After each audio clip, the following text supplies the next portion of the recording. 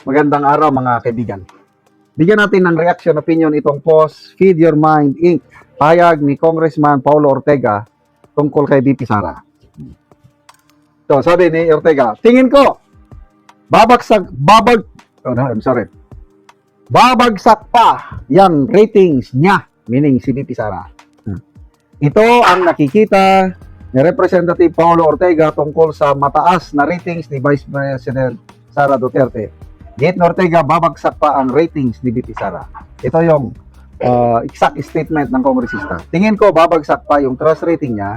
Matagal nang nakabitin yung mga issue na yan na hindi niya maipaliwanag kasi wala naman siyang sagot dyan.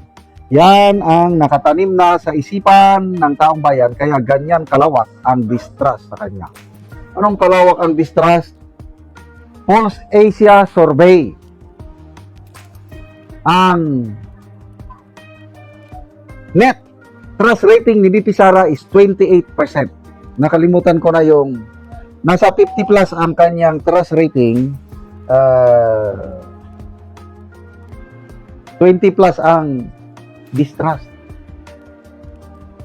Siya ang pinakamataas eh. Pangulo, negative 9. Si PBBM, negative 9 ang kanyang net trust rating. Tapos umaasa itong mga kongresista ngayon daw na magsisimula na ang mini trial. Kaya excited na sila. Yung gagawin nilang hearing sa Kamara na instead na i-determine lang nila yung probable cause, eh inaamin na ni Congresswoman Luistro na they are conducting a mini trial. Kaya sinupalpal ni Karen Davila si Luistro na you are not the court.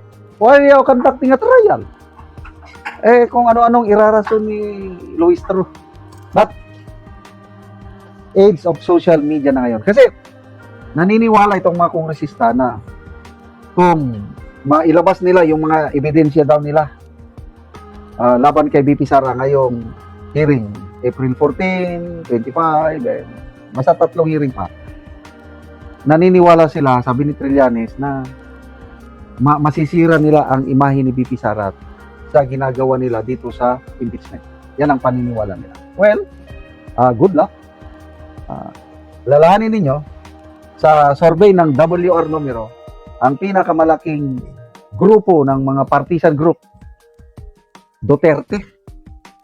34% ang nagsabi na pro Duterte sila, 15% lang ang nagsabi na Marcos loyalist, 12% lang nagsabi na mga kakamping, 39% ang neutral.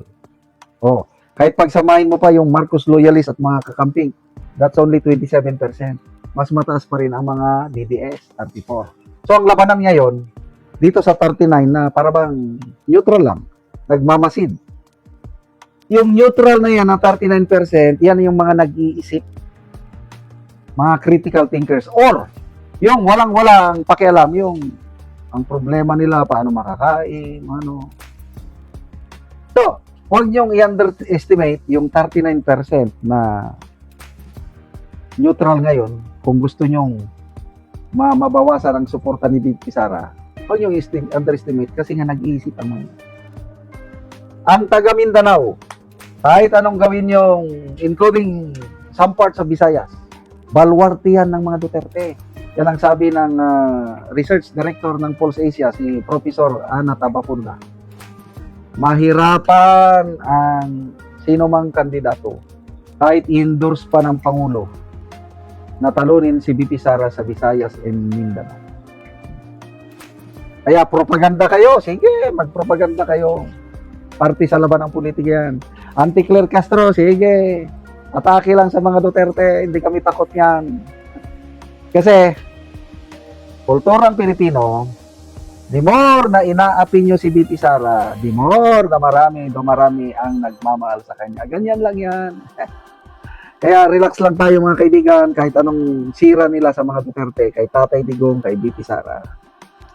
The fact remains na milyones ang Pilipino na nagmamahal kay Tatay Digong. Sana eleksyon na ngayon. Kasi sa pinaka-latest survey ng WR numero, 48% sa mga respondents, sabi nila BP Sara ang iboboto nila kung eleksyon ngayon. Sumusunod si Madam Lenny at 20%, si Risa Ontiveros is only 3.7%, si John Vic Rimulya is only 1.7%. Ngayon, hindi naman magkandidato si Madam Lenny. So yung 28% niya, mahati-hati na yan. Of course, may makukuha si BP Sara, may mapunta kay Risa, karamihan, may mapunta rin kay John Vic. So matotal, wala talaga. Kahit anong gawin nila, kahit balibalik ta rin nyo pang mundo, si BP Sara pa rin ang pinakamalakas na kandidato. Kaya sabi ni Professor Clarita Carlos, if BP Sara maintains her numbers sa survey, sigurado mananalo na yan sa 2020.